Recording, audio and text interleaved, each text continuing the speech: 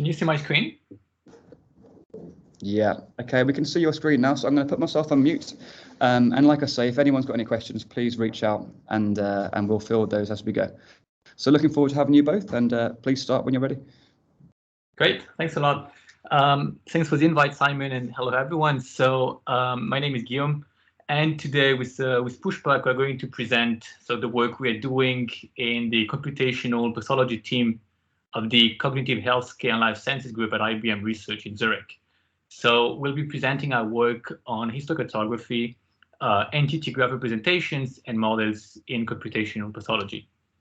So as Simon said, this was a collaboration between IBM Research, ETH, and EPFL. So I think we can go quickly on this one. So Pushpak has mostly a background in medical image analysis and machine learning, and my background is more in computer vision, graph theory, and of course also machine learning. So computational pathology. So I assume that you guys are all familiar with the term. So of course, as the name suggests, the goal is to develop computational methods, for instance, based on deep learning to analyze histology images. Specifically, like in these images, we'll be interested in identifying and grading tumor regions. So in this talk, we will be only talking about like H&E stained images, but like similar algorithm could be extended to different staining techniques. So our goal at IBM Research is really to work hand in hand with pathologists to develop computer-aided diagnosis tools to assist pathologists in their daily practice. So today we will present 4 different aspects that like need to be addressed for developing algorithm that can one day be used by pathologists. So the first one is scalability. So we know that like deep learning was developed on like small images, for instance, on like the ImageNet dataset.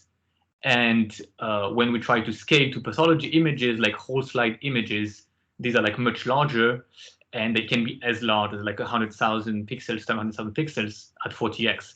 So clearly we need to find ways to scale. So each time here we list some relevant papers that we have published in this area. So the second point is explainability. So for an algorithm to be used and trusted by medical doctors, it needs to be, and let's say like at least to some extent, interpretable and explainable. The third point we will talk about is that we need to be able to train AI algorithm with limited annotations. So we know that like acquiring ground truth is expensive, it takes time, it requires expert knowledge. So what we try to do is to reduce the amount of annotations required by the algorithm, and this, for instance, by leveraging readily available information that could be contained in pathology reports. And the last point is that like all the research that we do in these directions is open, meaning that like we always open source the code, we open source libraries. We try, when possible, of course, to make our data sets public, and all the papers are also published on arXiv. So we'll come back to it, but I would already like to mention our HistoCartography library, which is like a Python package that we have recently released that like includes a set of helpers to work with graph-based representations of histology images.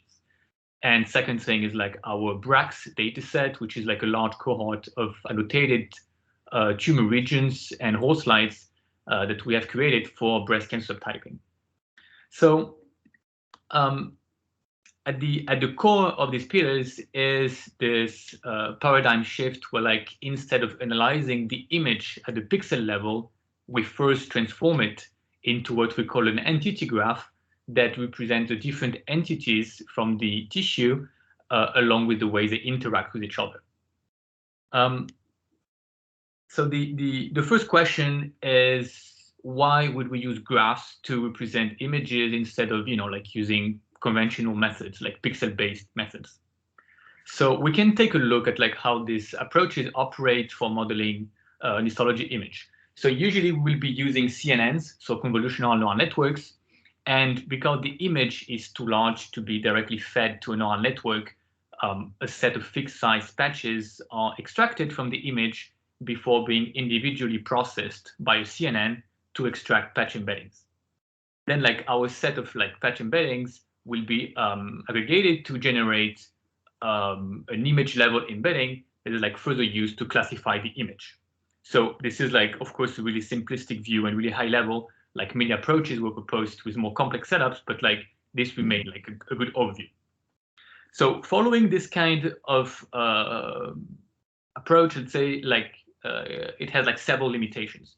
So the first one is that like pixel-based processing ignores the hierarchical nature of the tissue, where like finer biological entities constitute to form larger ones. For instance, we know that like nuclei will constitute to form tissue components, which further like constitute to form glands and so on and so forth.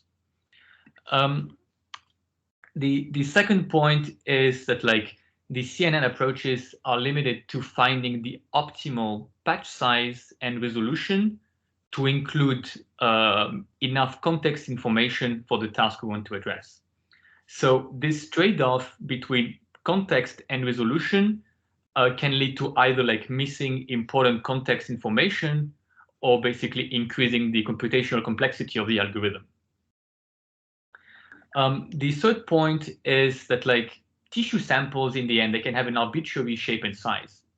So the vast majority of computer vision algorithm would simply resize the image and like do some padding in order to have all the images in your data set to have the same size. Applying this approach to computational pathology is not really optimal for two reasons. Like the first one is you may end up learning embeddings at different magnifications, which is conceptually wrong. And the second one is you may just end up process a lot of background pixels, which again is not super efficient. And the fourth and last point is that like pixel-based processing in CNNs won't be able to capture the spatial organization and the interactions of the biological entities from the image. So, which means that like it is detached from biological reasoning, with the consequence that like the models cannot like efficiently include prior pathological knowledge, and this observation can lead to like poor model interpretability that can limit the adoption of like this kind of algorithm in a clinical setting. So to address these challenges, what we propose is to use entity graph representations that basically shift the analytical paradigm by explicitly modeling the relevant histological entities. So by doing so, the local entity level information can be put in relation with a global context, so like the graph topology. Also, as the network operates at entity level, pathologists can now relate to the input. So basically, we argue like it's providing better units of explanation than pixels. Then we can also include some prior knowledge that is defined at the entity level to better understand the model behavior. And like these two elements can make entity graph processing potentially explainable, or at least to some extent explainable. And the last point is that like now like graph models, so basically graph neural networks, they can actually operate on arbitrarily large input graphs, which is again not the case of CNNs that usually assume a fixed input size. So in this entity graph representation, we have the nodes that again will depict the biologically relevant entities, and the edges represent the interactions. So visual attributes of the entity entities can be used to encode the nodes, and we basically end up with a graph that encode like local morphological attributes and local topological patterns from the tissue. So we can start with the cell graph. So for instance, given like an input H&E image, we can define the entities or the nodes to be the nuclei, and the interactions or the edges can encode the nuclei-nuclei relationships. And in this setting, we are building what we call a cell graph. So I won't go in detail like how we actually build this cell graph. We can come back to it if you have questions later on. But this is giving you like a high-level idea. Another example would be to represent our image into what we call a tissue graph. So in this setting, the nodes will encode different tissue regions, like for instance, like the gland, the stromal region, the epithelium, etc.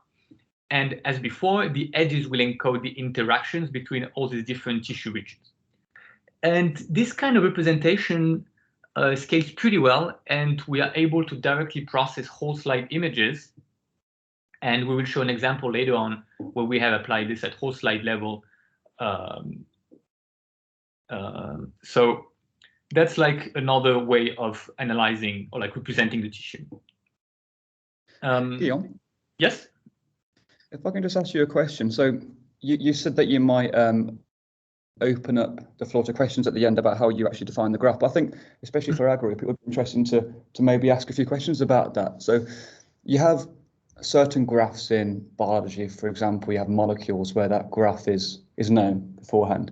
But in computational pathology, you have to develop some kind of scheme to be able to build your edges, right? So do you do this based on distance? Like how do you actually define these edges for the nuclei? So edges are like purely heuristically defined, and we assume that like any graph topology that will enforce some kind of locality principle will work. Okay. So it can be a KNN. So in this case, we are using like a thresholded KNN. So if you're more distant at like a certain number of pixels, then you don't build an edge, and otherwise you just have a KNN.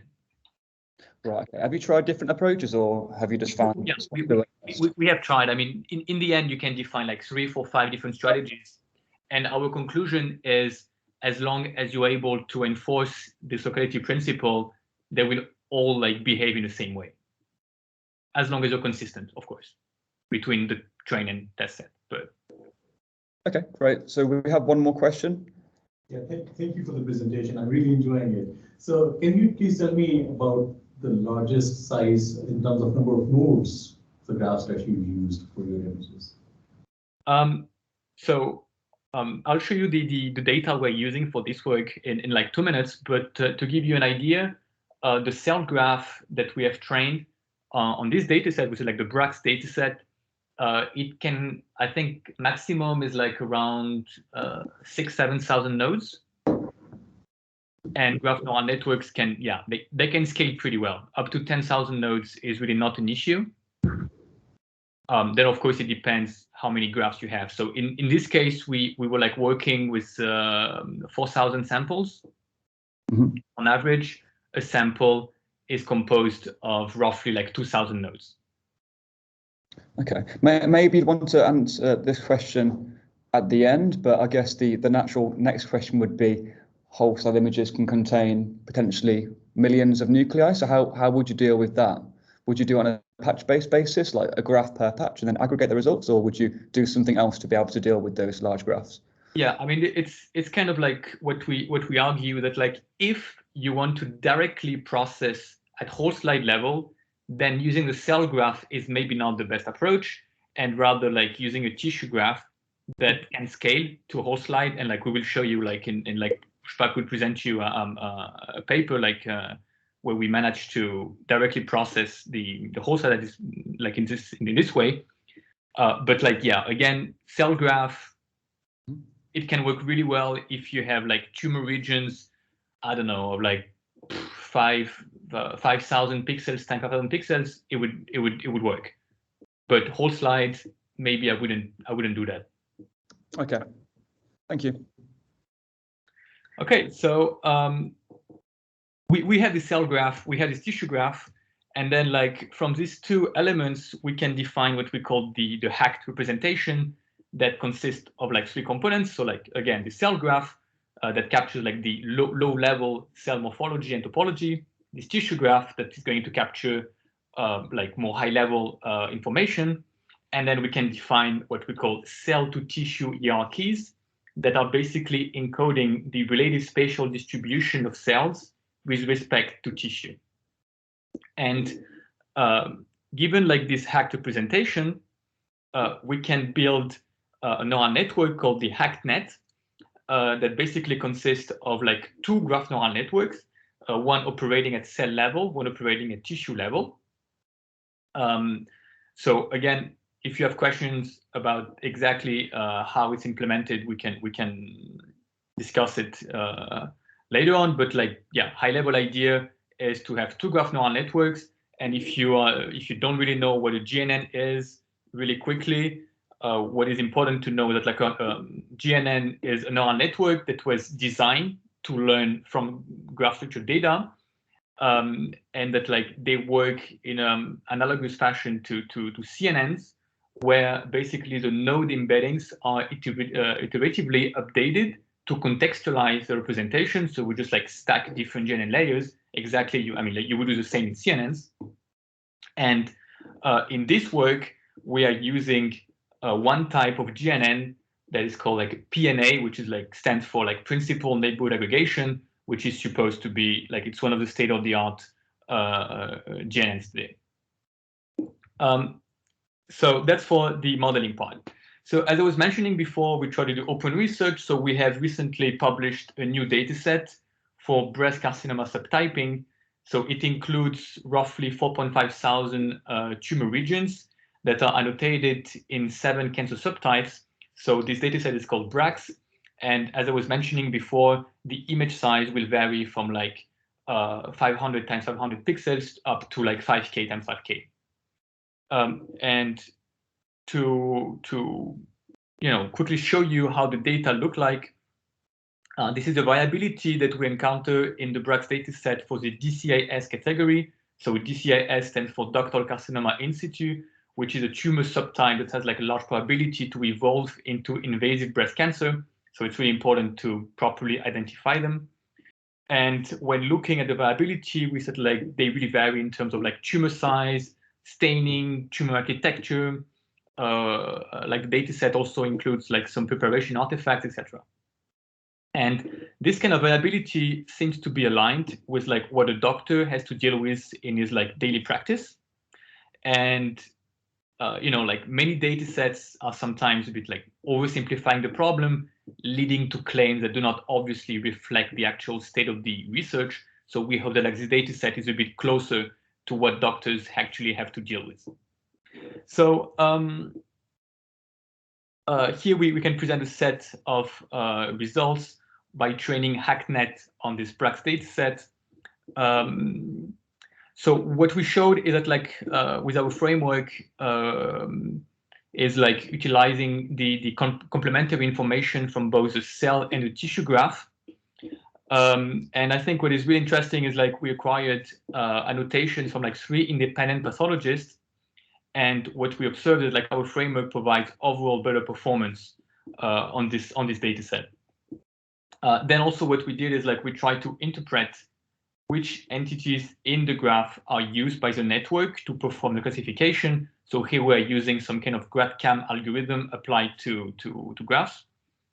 And what we observe is that like the network is focusing on the epithelial tissue regions and most of the time on a subset of epithelial nuclei, which is something we expect. And one more element here, coming back to the analysis by comparing the performance between Hacknet and against like pathologists. What we observe is that like pathologists are typically really good at recognizing invasive cases, actually here better than Hacknet, but then their performance is significantly lower when trying to detect atypical cases like FEA. So like, I don't know if you can read, but this was like one of our observations. So you have much more information in the paper that you can check, of course, but I think it's giving you like a pretty nice introduction and overview of what we can do with graphs. So maybe if you have questions, would be a good time now. Has anybody on the call got any questions?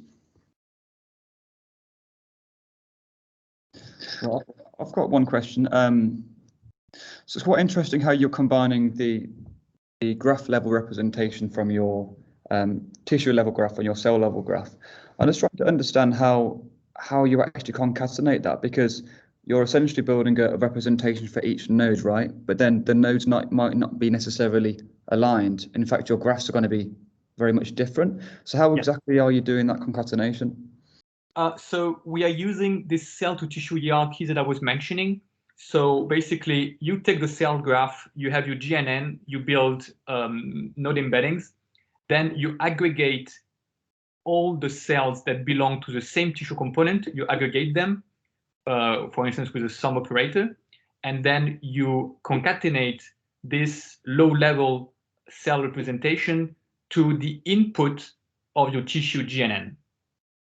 And then you apply again your tissue GNN, then you pull all the nodes and you classify them. Does it make sense? Or? Yeah, that makes sense.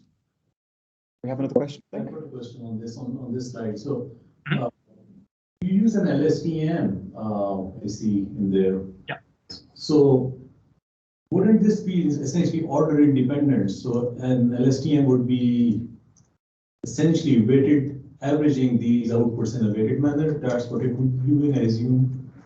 Have you done a sort of a analysis without that?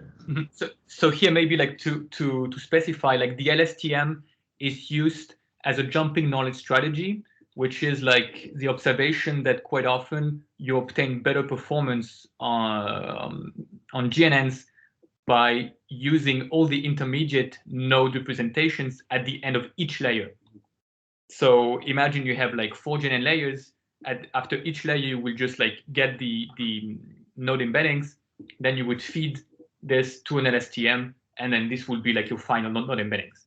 And we have compared this against 2 other strategies. The other one is simply to concatenate all the individual node representations at the end of each layer, which is another widely used jumping knowledge strategy. And then we have, of course, tested by just like without using any jumping knowledge. And the conclusion was like LSTM was slightly better than concatenation. And these two are actually much better than like if you don't have any jumping knowledge. And just to add one point to that, so this jumping knowledge is very useful to adapt to different densities of the nuclei connections in your graph. So for example, some nuclei is very densely connected to several, where there are some which are not connected to anything or just one connection. So to adapt to this kind of diversity in nuclei density, this jumping knowledge is really helpful. The other question is, what sort of graph nodes? So did you use GNN, or what sort of architectures did you play around with as part of the graph network itself? So here we are testing so the GIN, so graph isomorphism network, and we are also testing the PNA. So PNA was proposed as an extension of the GIN architecture when dealing with continuous node features, which is typically the case when using cell graphs. Thank you. Okay, great, thank you.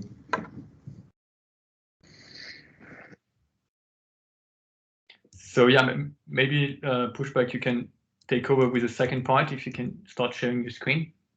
Yeah, sure.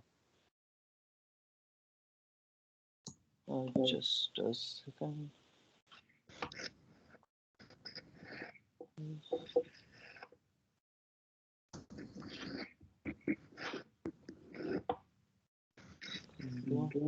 So can you see my screen? Yeah, we can see. Okay, so now that we have seen the impact of entity-based entity-based learning in computational pathology, so I'll show some more utilities. So first we'll look into the terms of interpretability and explainability in computational pathology. So before getting into the details, first let's understand the meaning of these two terms, what interpretability and explainability mean. So interpretability refers to identifying the cause of the effect.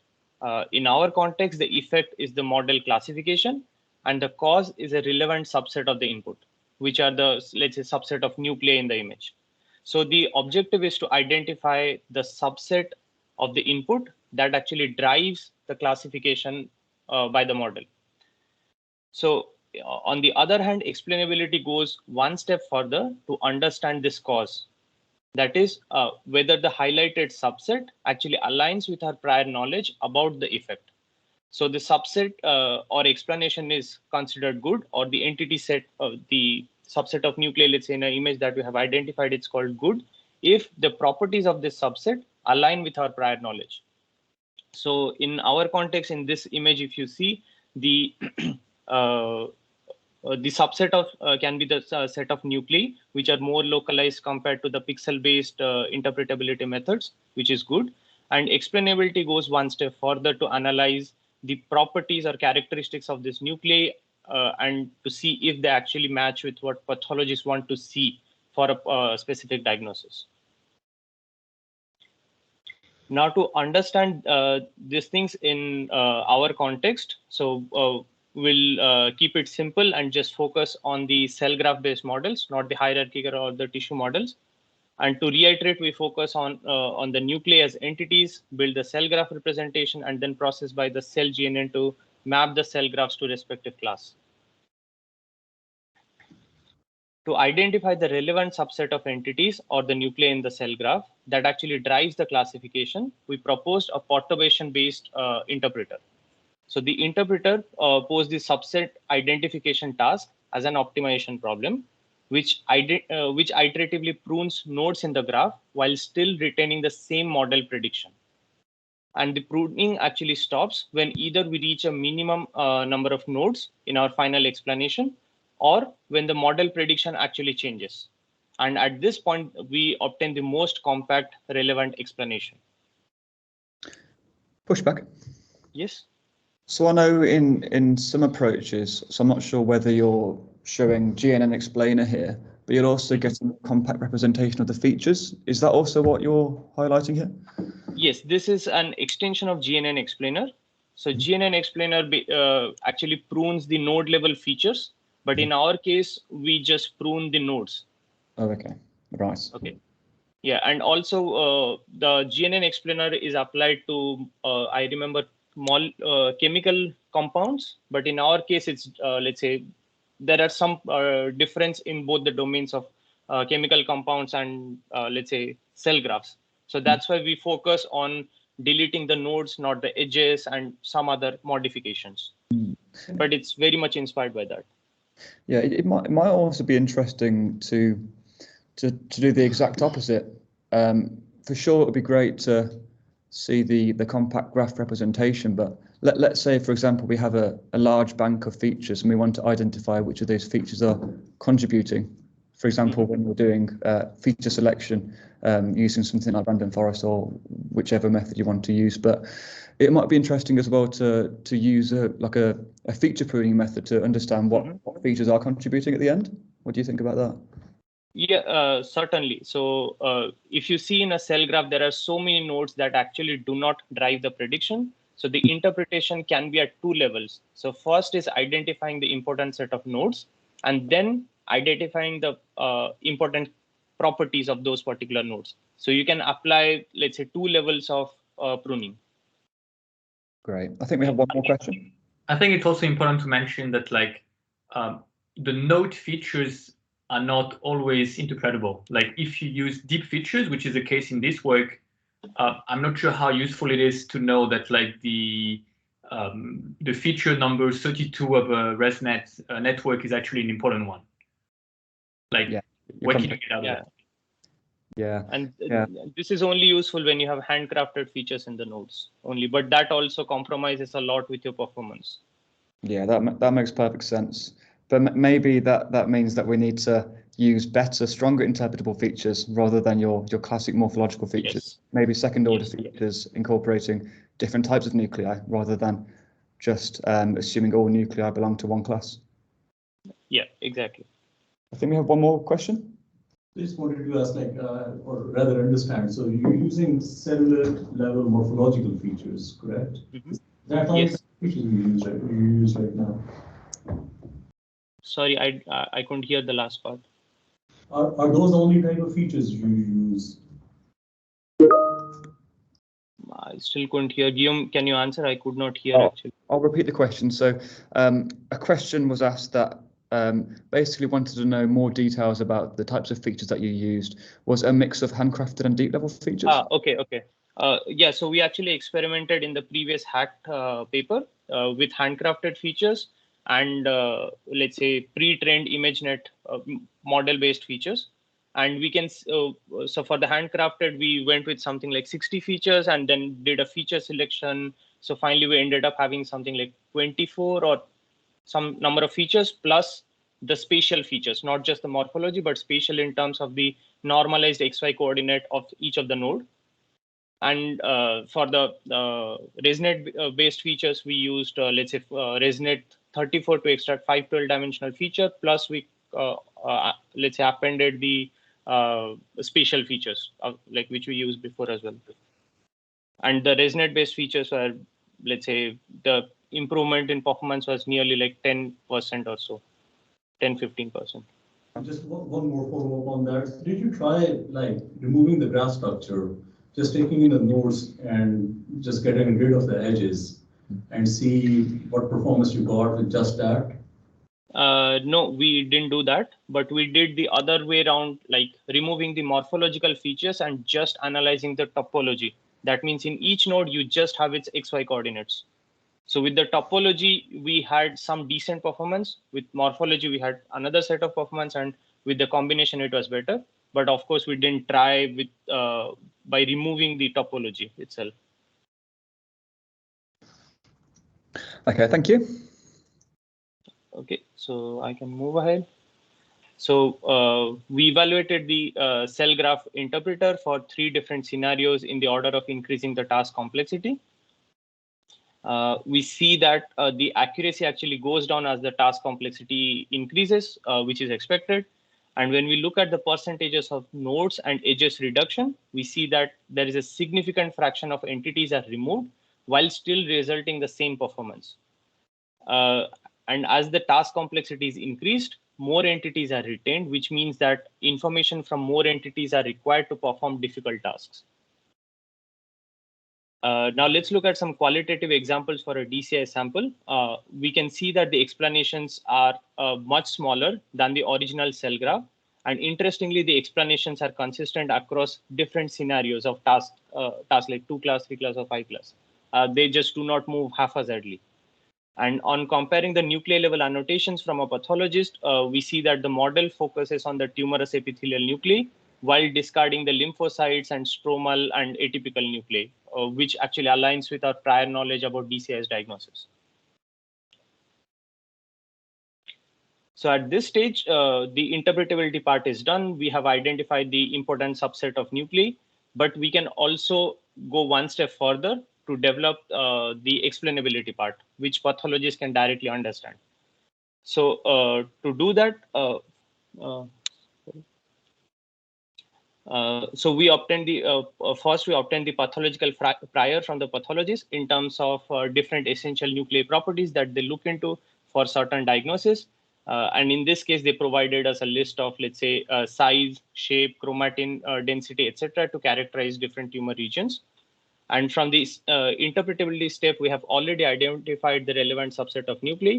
Now we aim to validate these characteristics of the important identified nuclei subset with our prior pathological knowledge and quantify how much they agree. So here we highlight a subset of important nuclei identified by our interpreter from the entire data set for the 3-class scenario.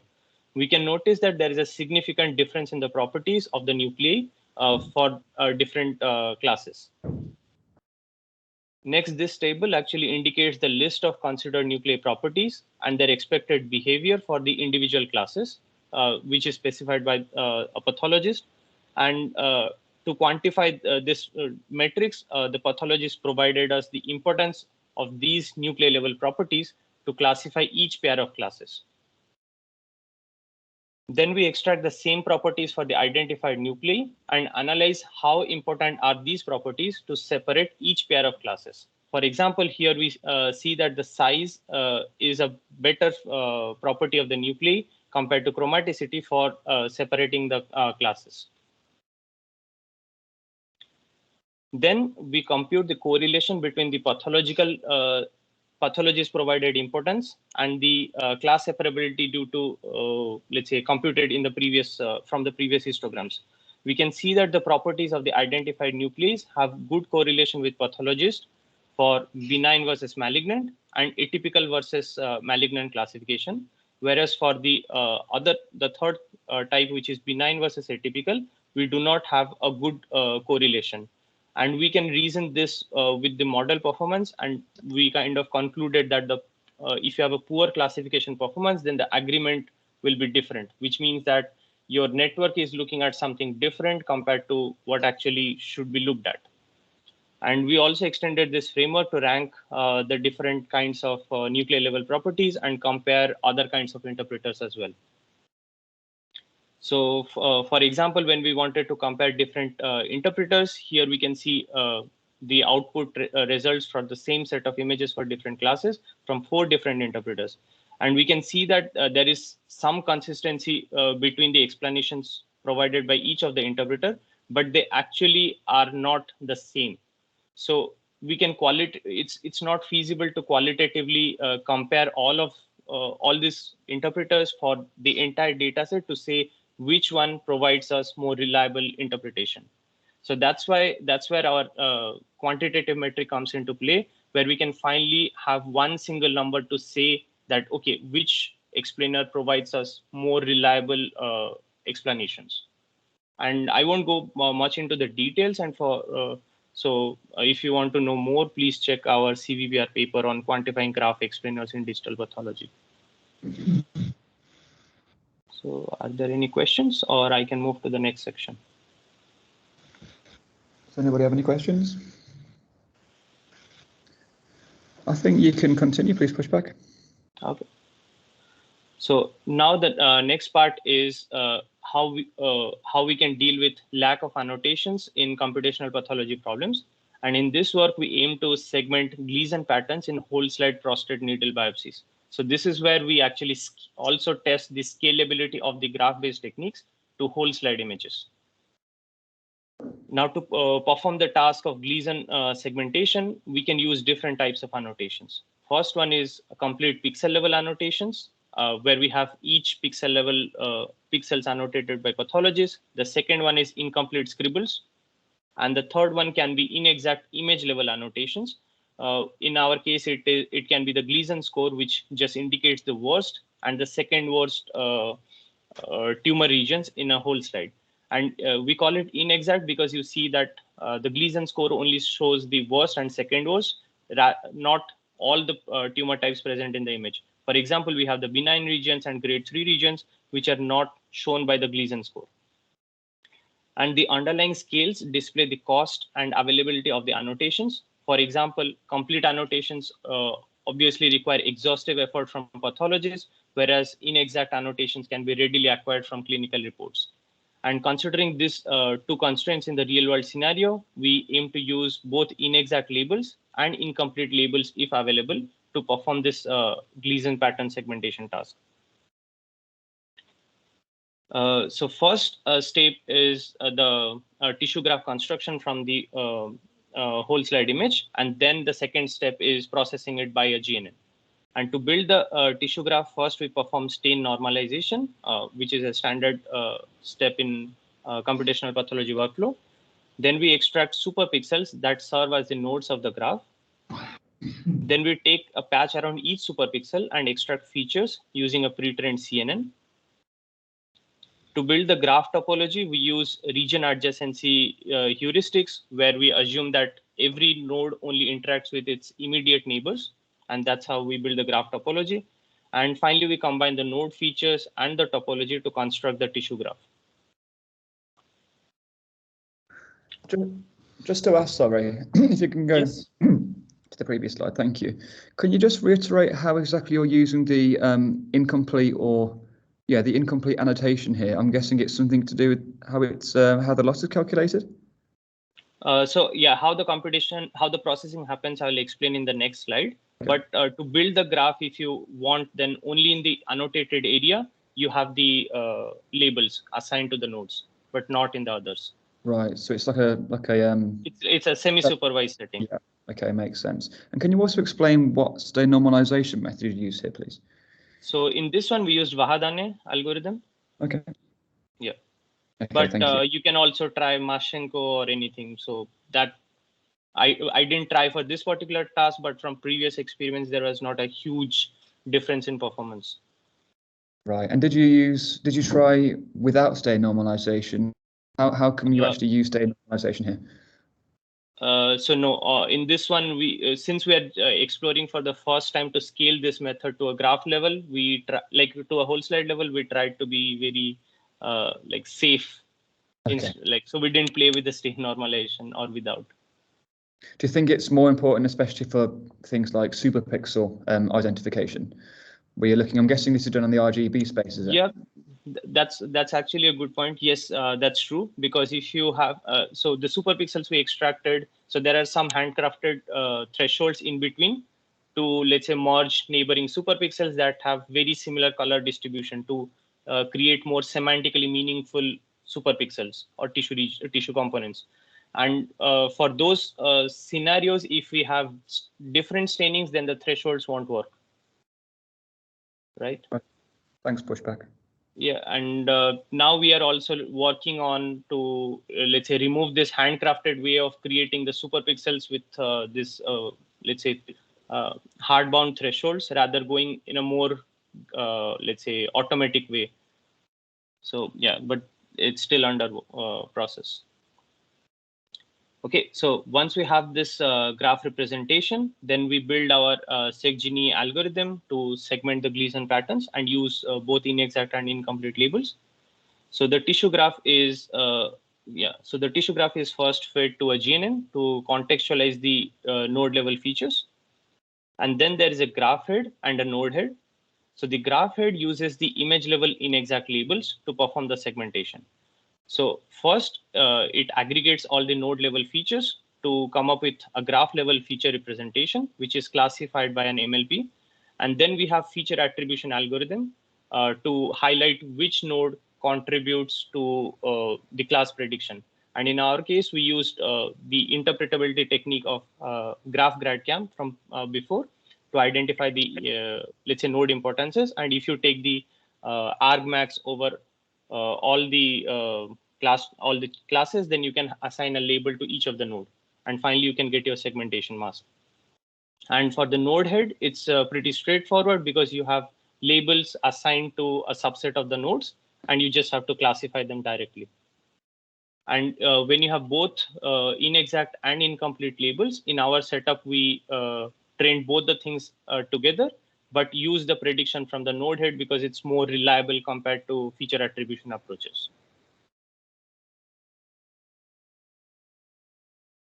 So then we performed several quantitative analysis to validate our SegGini against state-of-the-art pixel-based methods on CCAP V2 dataset, which is nearly 150 whole slide images. The DIE scores indicate the segmentation performance, and weighted F1 indicates the downstream Gleason grading performance based on the segmentation mask that we produce. The first two rows are for the complete annotation, and the rest are for inexact labels. And we see that SegGini outperforms the competing methods for both segmentation and classification tasks for both types of annotations. And also, when you have complete annotation, the classification performance is very much comparable to pathologist performance. We also applied the SegGini framework to, let's say, perform on tissue microarrays, but I haven't included all the results here for simplicity purpose, but the observations were the same. And next, we also analyze the impact of introducing incomplete annotations. So here we see that, okay, if you have incomplete annotations in an incremental fashion, like 10, 25%, 50%, and 100%, then compared to that, if you have this joint approach, then it performs better compared to only using the incomplete labels. And important thing to note is that we obtain this performance for using 100% complete with the complete annotations for just using 25% of pixel annotations. And here are some qualitative results for 2 different samples. And in the paper, you can find more qualitative results showing how different annotation settings actually provide different segmentation masks. Okay, are there any questions? Does anybody have any questions to ask? No, I think you can carry on, please. Okay, great. So then I come to the last part of our presentation, which is our recent publication called HistoCartography. So all the previously mentioned steps that we shown for applying graphs in digital pathology tasks, we need to write a lot of boilerplate code for preparing the graph, the stain normalization, different region extraction, graph building, and then finally having different machine learning frameworks and also the explainability module. So as graph-based methods are gaining popularity, we released this HistoCartography library, which is a Python-based library to facilitate graph analytics in digital pathology. And it includes 3 main modules, that is for pre-processing, machine learning, and explainability. And the library is properly unit tested and includes several examples to start playing with. So here I'll just show you some examples on how to use the library. So first is the pre-processing tool that is presented here. The first part is for tissue stain normalization, and then second is for tissue region detection. And you can just quickly import these classes, and you can define your normalizer and process your image. And similarly, we have included the cell graph and tissue graph builders in the library. So where you can extract the entities for nuclei and for detecting the tissue regions or the superpixel extractor. Then you can encode feature representation for the entities using any of the pre-trained ImageNet-based models.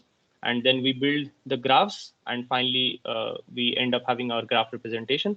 For now, only these 2 type of graph building techniques are included, but obviously you can extend it to your own applications. And then we have the GNNs that we played with. So we have included GIN and PNA layers. So here the idea is to include the blueprints for development of different graph-based models. So you can just follow the same blueprint to build your own GNN. And finally, we have included 4 post-hoc feature attribution explainability tools, as I showed earlier, and they all operate in a similar setting and return node-level importance scores. And we also state the computational time to run all of these modules. And as expected, building the graphs is the most time-consuming part, so we are working on it to improve it more.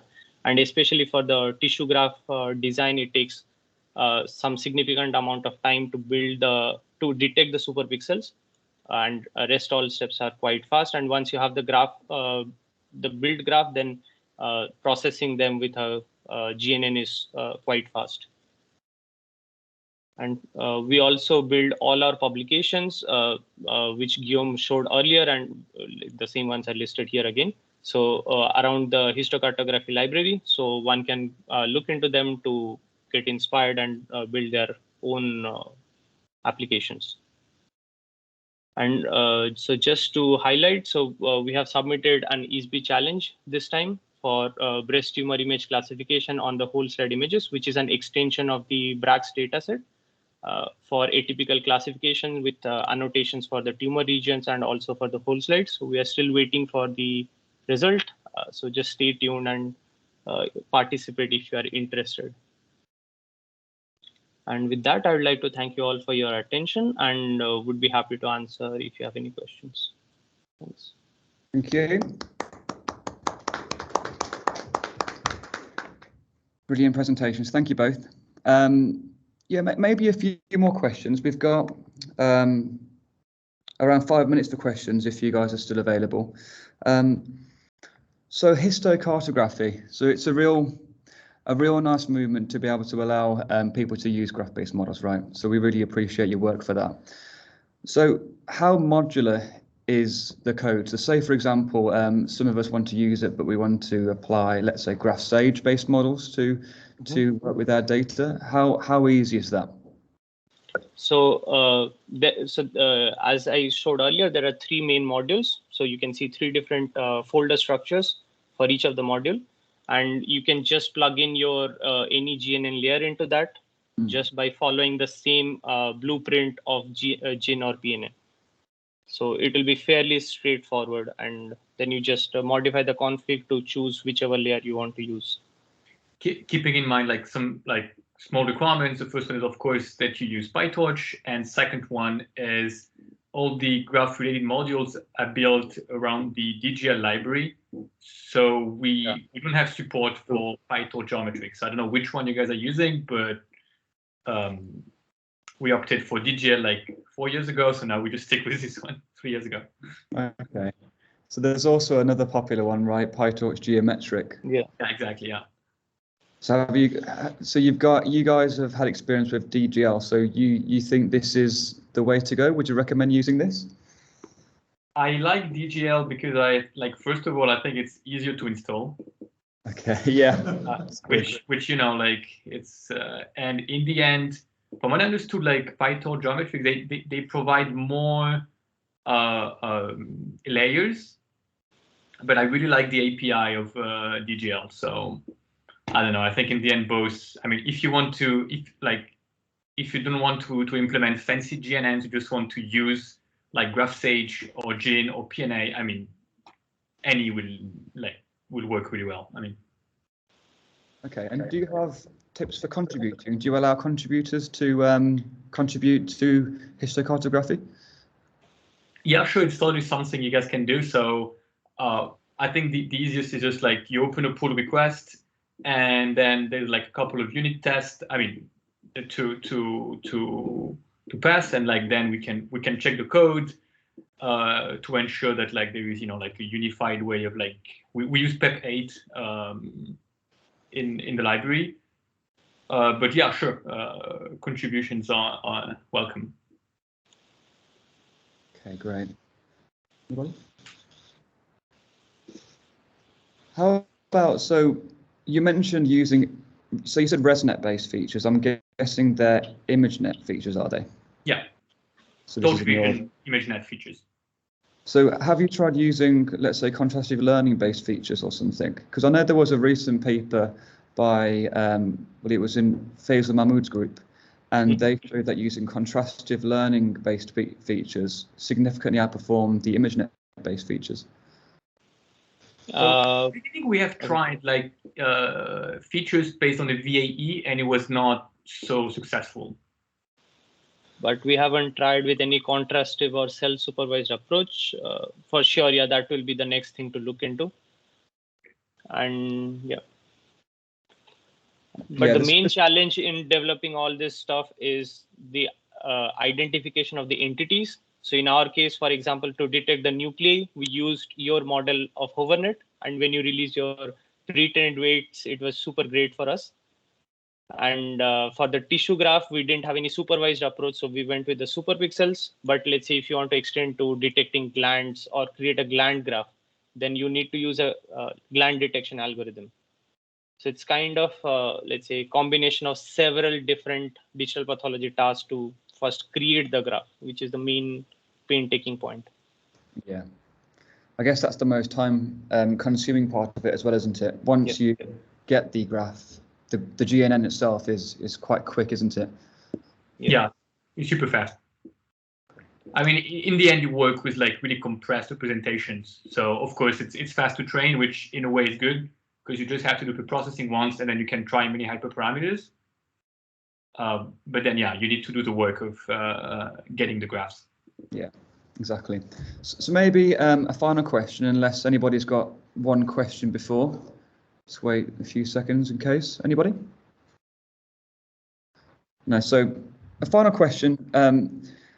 It would be good to hear your thoughts on where graph neural networks will be in the future. Do you think that they're here to stay in computational pathology, or do you think something else is on the horizon? I mean, so maybe we may have different opinions. Guillaume, we can go first. Yeah, so real quick, like we are currently building on like extending this framework to like large scale data sets. So at least it will kind of give like a good benchmark, or like how good are these approaches. Then I have the feeling that like patch GNN, so like when you build a GNN based on patches, if you just want to optimize for performance, this kind of methods would work really well.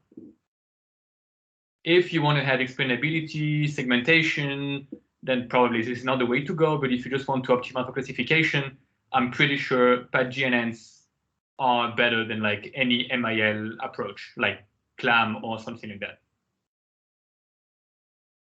Yeah, and yeah, to just add one point, so as Guillaume mentioned, so we are extending the SegGini framework for whole slide segmentation now on the Panda dataset, if you know, which has 10,000 whole slides, and it's working really well, like compared to the CNN-based approaches, or so the closest one is CLAM, which is the MIL-based approach, but otherwise it's a pretty good system with this graph-based approach.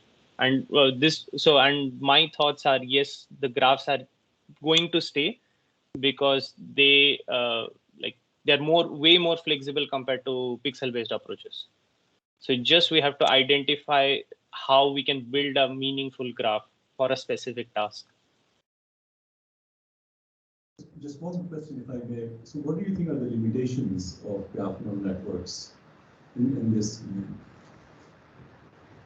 I think like the limitation is not with GNNs. The limitation is how do you ensure that like you can build a graph that is like meaningful and can generalize like in a pretty fast way. I think that's the main limitation. Then GNNs, I mean, they work really well. This is really nice to train, quite stable. It's not like GANs, where like it's just everything is a pain to train. So here it's pretty straightforward. But I guess as well, trying to fill the entire cell graph into computer memory, right? Yeah. So, but probably the type of the entity actually depends on what task you want to solve. So if you are just interested in whole slide classification, maybe you don't want a cell graph because that much detailed information is not required, right? So yeah, and also as Guillaume said earlier, the graph building is the main pain, because even if you identify the entities, let's say you extract features, then how will you build a meaningful topology? So for cells, it's kind of straightforward that, okay, you connect neighboring ones, but there can be radial graphs, or there can be so many types of topology. So yeah, we also played with some, and finally the simplest ones only worked pretty well. Great. So I think our time has come to an end. So again, really appreciate you two coming to give this presentation. It was brilliant. And we hope to see you at a conference soon in person, but really appreciate it again. And sure. Fantastic presentation, and thanks again. Thanks for the invite. Thank you. Bye-bye. Bye. Thanks. Bye.